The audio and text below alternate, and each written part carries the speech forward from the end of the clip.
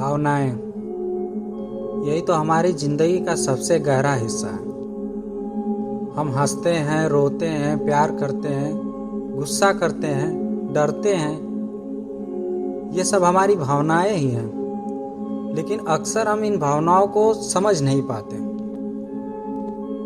हम सोचते हैं कि गुस्सा मैं करता हूँ, डर मैं महसूस करता हूँ, लेकिन सच ये है कि भावनाएं आती हैं और चली जाती हैं। आप और आपकी भावनाएं अलग हैं। जरा रुक कर महसूस कीजिए। गुस्सा कोई दुश्मन नहीं है, उदासी कोई बोझ नहीं है, खुशी भी कोई अस्थाई चीज नहीं है। ये सब बादलों की तरह हैं, आते हैं और चले जाते हैं। लेकिन अगर हम इन बादलों को पकड़ने लगे तो पीड़ा शुरू हो जाती है।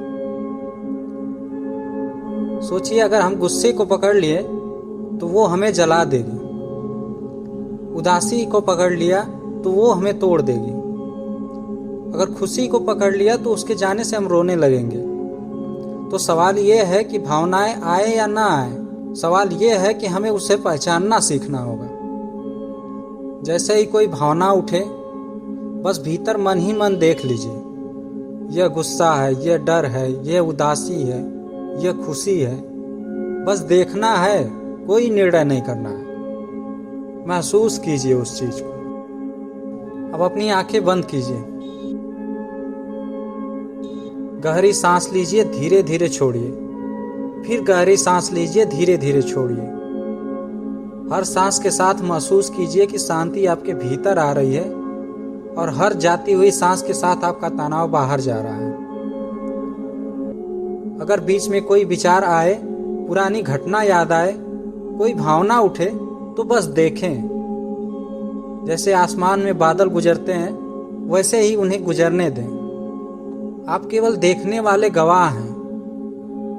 धीरे धीरे आप देखेंगे कि भावनाएं अपना असर खोने लगती हैं। गुस्सा भी आता है और चला जाता है, लेकिन यह आपको छू नहीं पाता। डर भी आता है और खत्म हो जाता है, लेकिन वो आपको हिला नहीं पाता।